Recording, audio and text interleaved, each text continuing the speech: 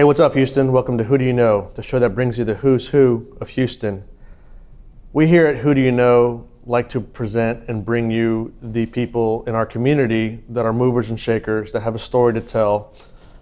We don't like to get into politics or current events, but sometimes society throws a curveball and it hits you right in the face, especially when it happens right here in our community. Today is going to be a very special episode that may or may not offend certain people. But we do want to tell the story. And the reason I want to bring this story to everybody is because it happened to a friend of mine, a dear friend of mine's daughter. And prior to me being a father, this was a world that I could navigate in and stand aside and say, that is something that was very unfortunate that happened, and I could forget about it. Now as a father, this is something that is very real and very present in our world that hopefully my daughter will never have to encounter one day. So today I have two very special guests, Chloe and Tanaz. Before we get into the circumstance of the situation and the story behind that, I kind of want to go to Chloe and talk briefly about her and who she is so that we can paint the narrative of how this all came to be about. Chloe, thank you for being here today. Tanaz, thank you for being here today.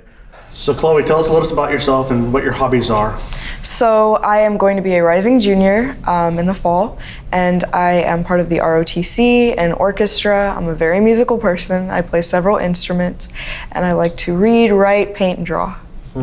Now, somebody told me, Mom over here, that you are very enthused with wanting to get into the medical field and help people and serve, basically. I do. It's very admirable at such a young age to know what you want to do and to know the course you want to navigate in your life. It's a lot accolade to you, Mom, Tanaz, for being such a great influence on her and her life. A little history between me and you, yes. We actually go a little back when I was a photographer prior to my real estate career. Correct. I met you in that society scene that I was involved in, and that's when I met Chloe many years ago when she was very young. Yes. So it's good to see her growing up and see her flourish and become this strong young woman. Thank you. Now, there is a clip out there on the news and in social media that's circulating of a mayoral candidate, Dwight Boykins, of some comments that he made. We're not going to air that. We want to get the story straight from you. You were there. Yes, I was. If people want to reference that, it is definitely out there for people to see so that there's nothing being kept from anybody. Paint the picture of that day and how it all came about. What was the event all about? Dwight Boykins was invited to speak to. So we had actually been part of a youth advocacy summit, and it had been at Rice University for 3 days and then at the Marriott for 2 days. And it was a forum where we were learning how to use our voices and speak and talk about socioeconomic problems in and around the city of Houston. And we had gotten several mayoral candidates, people running for positions in city council. So just a lot of people who are going to be in positions of power. And we had gotten them to speak to us, and we were able to ask questions and, voice our concerns to them. And on the last day, we had Mayor Turner and Councilman Dwight Boykins come to speak to us, and we'd split into two groups, and they were panels, so we were told to ask questions. And the way that they had it set up is it was a really intimate setting. It was, kind of a semicircle of chairs, and then he was in the center. And we had... Now, how many students were there total? So total there was about 100 students, but in the room at the time that it was happening, there was about half of those students. Okay. And so we had been told to prepare a story and ask a question on a specific topic. And before we had even gotten to do that, they were there. They were supposed to give us their kind of bio and, tell us what they were running for and, what their whole story was. Yeah. And, it started off okay. It was a little strange because we had just come out of Mayor Turner's panel, and a lot of people were taking pictures and videos. And when we walked into this room, he was like, "Okay, we don't want any pictures. We don't want any videos. Everyone needs to have their phones away." And, he got up and he started closing doors. How did that make you feel initially when you hear something like that, coming from somebody who's a council member of the city and also potentially running, wanting to run for mayor? Right. How does that make you feel when one of your leaders says something like that? Did you have a really weird feeling initially? It was a weird feeling initially. We were kind of confused because, it's he's there for publicity, right? He's there to talk to the youth, but he didn't want any like cameras or videos. And I understand that he said, oh, I want to keep it straight with y'all. I want to talk straight to y'all. But the fact that he didn't want any pictures, or he started closing doors, that was just, I don't know, we felt strange. We thought it was weird, but we didn't expect anything that would have happened that did. Okay, so then people were fielding questions to him. Right. Actually, we were only about one question in, and then you know, he had said all these statements in his bio, so no one had really gotten to ask their questions yet. And so we were all already really confused, and we didn't feel that it was right. And he had already, you know, picked up 2 girls, and he'd like held them and talked about weird stuff. And elaborate on the weird stuff a little bit there. Right. So there was a 13-year-old girl dead center, and he was looking around the audience, you know, getting to talk about his bio. And he picked her up, he like held her hand and picked her up, and he was holding her side by side. And he was like, young lady, are you looking for a boyfriend? And he was like, you know, I showered today. I only shower once a year, and I showered today. And he was like, ladies, come on, acknowledge that I'm the most attractive man in this room. And he was like looking around for approval. And it was just kind of inappropriate and weird, because that's not the forum or the setting for that. And we understand that some of them were jokes and analogies, but it was just not called for. Not exactly the best place to deliver something like that. I mean, first of all, inappropriate completely. Right, and she was terrified. She didn't want to be up there. Absolutely. Right. And then it progressed. I guess it got worse. It did. He went back around and he kept talking. He was talking about his wife and how they couldn't have children, unfortunately. And then he made another strange statement. He was like, you know, but I love my wife. I love my boo. You know, I told her after we found out that we couldn't have kids that I still love her in her dirty drawers, which is dirty underwear. And it was just absolutely inappropriate for the forum and what we were there to talk about. And a lot of people were startled, and he went back around, and there was another girl sitting next to the 13-year-old girl. I won't say her name, but he was like, no, she's too young for this. Now I need to get another one so I don't get in trouble. And he picked up another girl the same way, and he held her side by side. And he made some weird analogies. He said that ladies need to keep their legs closed, and that he was holding the girl, and he made another boy stand up, and he was like, now see, if you and me do something, that boy isn't gonna want you in the future. And it was weird. He was telling us to keep our legs closed and talking about like... Did he offer any explanation whatsoever, any point at what he was trying to reference or what he was trying to get at? Well, he said later in his apology, and after we started getting upset, he said that he was trying to say, you know, be safe, there's dangers in the world. But what really was not good was the fact that he only addressed the ladies. He refused to address any boys. And he kept saying, you know, if you do something with me, you gotta stay pure and not taint yourself, right? Otherwise other men won't want you in the future. And I made an analogy to him because I got kind of upset, and because it wasn't right what he was saying. And I was like, sir, with all due respect, if you have a bathtub and the water's overflowing out of the bathtub, instead of taking cups of water to try and, you know, help empty the bathtub, maybe just turn off the faucet. And he refused to kind of acknowledge that, and he refused to address the men and the young gentlemen. You're referencing his comments. Yes. And it wasn't only women in the room. There was boys there too. And they were equally as uncomfortable. So that's how you know that something's not right. At what point did it become apparent to somebody else outside of that room what was going on? Was anybody notified or told what was occurring? So was there anybody from his staff there that could have possibly interjected and said, hey, not exactly the right path to be going down? No, there wasn't anyone from his staff that interjected. He just kept going on, and we told him that, hey, you know, maybe the way that you phrase it might offend some people, and it's not the message we want to give to the young people, and the young ladies especially. And we were the organizations that were hosting it were OCA and Mi Familia Vota. And, you know, everyone in the room at the time, I was sitting front row, so I couldn't really go anywhere. But everyone in the room at the time was kind of really like, they could feel the tension because it just was so awkward and everyone didn't know what to do. And somebody, because it was time for the panels to switch, and the other group started coming in. But the first group didn't get up because it was, you know, kind of a back and forth between, you know, me and a few of my friends and him, because he had really said some inappropriate stuff and we needed to let him know that it wasn't okay. And we were supposed to switch, but that didn't end up happening. And one of the Texas state representative for Mi Familia Vota came in and he was like, hey, we know that this is a safe space to talk and we want to we encourage everyone to use their voices. And so he kind of cut it, and then he let us speak and say what was really wrong so that people weren't going in and out of the rooms and stuff. And so at that point, there was all 100 people in that room, and they didn't even sit down. Everyone was so shocked, everyone was standing, and they couldn't understand. But he kind of made some defensive statements when they walked in, because we were still talking about, you can't really say that, it's not appropriate, and you really, really upset some of the people in here. And he was like, for the people just walked in, I don't want it to come out the way that you just said it. And I said it exactly how it was. Yeah.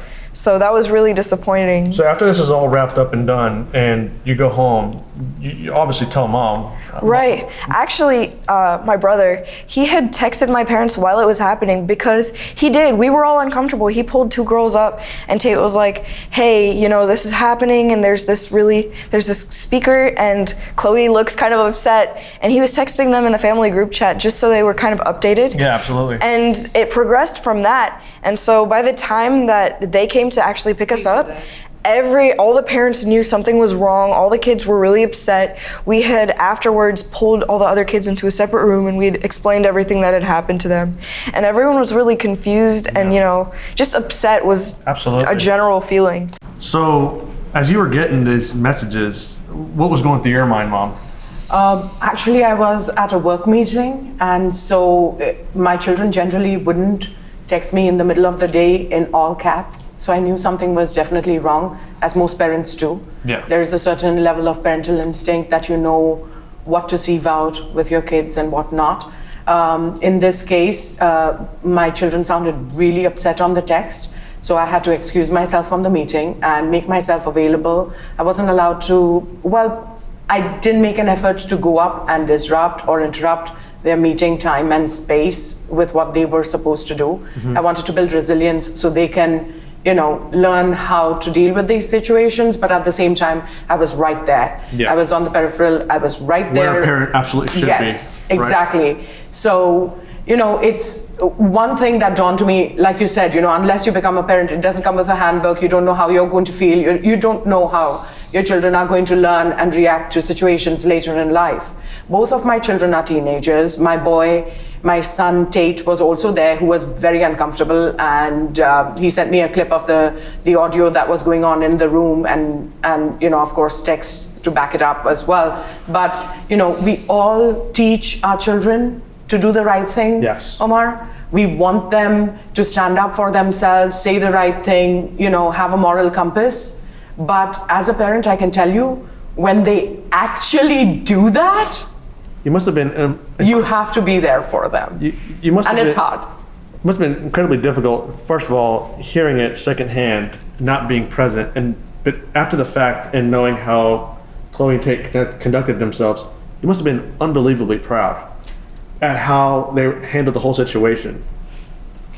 I was, especially the women today in our lives, our daughters. Mm-hmm. They need to be taught that their worth depends on how they conduct themselves, the level of perception that they are able to absorb and give out, and the ability for themselves to be resilient and stand up for what is right. Absolutely. In turn, I also believe that the boys own half the sky, mm-hmm. and hence half of the address should have been to them as well. Yes. So I feel if this was a learning lesson from Councilmember Boykins, mm-hmm. he should have addressed young people as a generation and not as a gender. So I feel that raising my daughter and my son to be progressive in their thought process, stand by their moral compass, and back up somebody who is unable to back themselves, mm-hmm. is really important to me. And yes, I was very proud of them, the way they conducted themselves, the way they are. And I was as well. I will say that I saw the social media start, blowing up about this event, and I heard from our mutual friends what happened.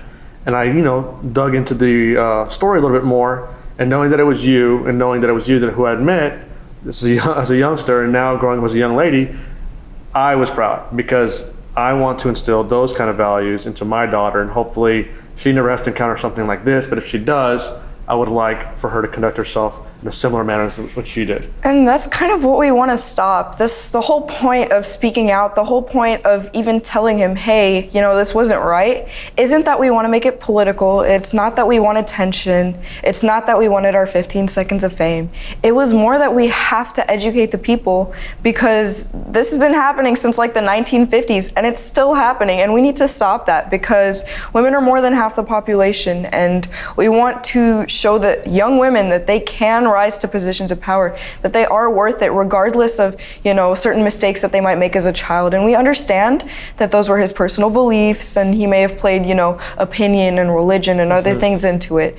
But we feel like all of that should be left out of the race for gender equality because that doesn't really put a good message out to the youth. Absolutely. And we don't want that to, be represented. We don't want someone like that to represent us who doesn't have that equality already instilled in himself. Now, did he ever at any point apologize? Has he reached out to apologize? Has this all transpired since the time that this occurred? Yes, he issued an apology via Twitter, explaining himself. He was explaining himself, and that was good. But when we were in the room, his apologies were more backing himself up. And he was talking about how he really loves his future and he would do anything for his future. And he would, jump in front of a car. And he was like, social media is a scary place now, guys, as if to tell us, don't talk about it. Don't use your voice. Don't let it get out. Because at that point, and he had maintained the no videos, but at that point, people were taking videos because it was unbelievable.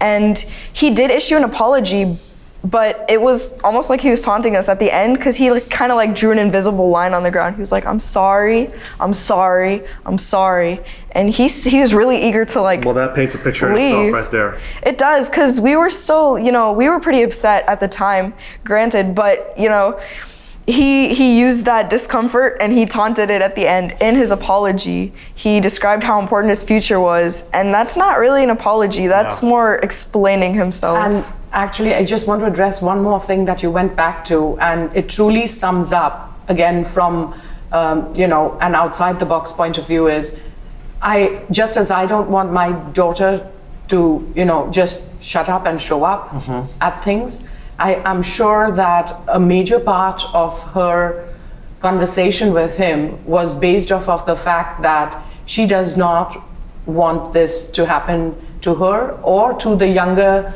girls thereafter her. And my question at the forum was, I had told a story about a time that I was kind of suppressed and told, I have to be in the kitchen, literally and metaphorically.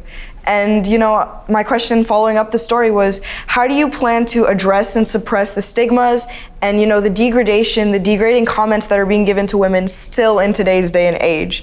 And the way he responded was he pulled up a kid with severe depression and he compared my story to his. And because I kind of stood up and I was like, no, sir, I really want to work on the cars.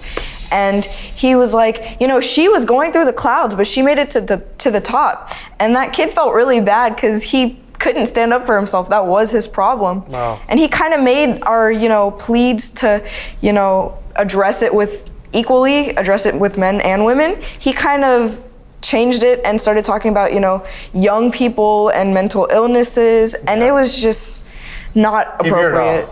Yeah. Well, we totally off base, off course from anything that you expected that day. Right. But the way you handled yourself, I applaud you. I know there's many people that applaud you. Mom must be very proud. I'm very proud, especially because of the messages that she has been receiving from all over the United States about young girls writing back to her and saying, thank you for standing up. I feel maybe I could do the same next time. And that's what makes it the most important, because when I was in a frozen place, someone else saw and they stood up for me. And so when I saw this happening, that affected you big time. It did affect me big time. And I saw it happening and I recognized the situation. I saw the frozen faces and I was like, this is not okay. I have to do something. Someone did something for me and I know how it feels. So well, I, for one, appreciate what you did. Thank you. I know your mom does. I know many other people that have. If you could say anything to Councilman Boykins, what would you say? Just for the future, he was talking about how much he loves his future. If he wants to protect his reputation and his future, next time maybe address everyone equally and not, target a specific group of people, and maybe phrase his words better, because when you start off, a conversation with, females should keep their legs closed, that's more than half the population is already feeling targeted. And that's not the correct way to, go about getting your message across. It offends a lot of people. And he should focus on empowering the youth, not trying to suppress them.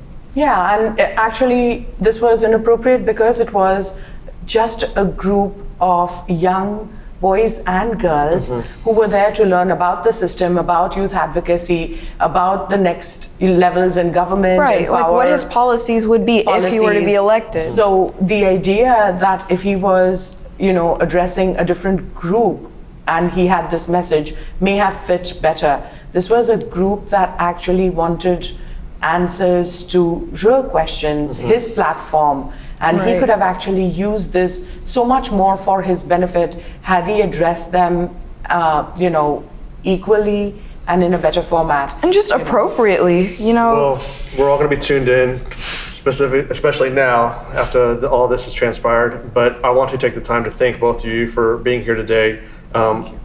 You spoke volumes beyond that room on that Thank day. you. So we appreciate you. We will be very closely watching this mayoral race. This is not about getting a vote or not getting a vote. This is about men in positions of power learning to talk to women of all ages. He's actually had this similar approach when he spoke to Sally Sargent, who's actually the president and CEO of the Super Bowl. And if you've seen that clip, it'll put things into perspective, because he's been doing this for a while and he thinks he can get away with it, all the way from women in positions of power to girls ranged in age from 13 to 16, 17 years old. That group that he addressed was youth ages 13 through 18. And if he speaks that way as a man in position, in power, as a council member, to young girls and boys this way, it's sending a bad message to the girls, telling them, hey, y'all are the ones that are getting tainted. And it's sending a bad message to the boys, telling them, hey, it's okay to talk like that to women. And it's okay because I got away with it. Maybe you will too. Well, another story for another day. Very eye-opening. Thank you both for being here today. Again, very, very commendable of what you did, Chloe. Tanaz, wonderful work as a mother. Thank you for tuning in, guys. We'll see you next time on Who Do You Know?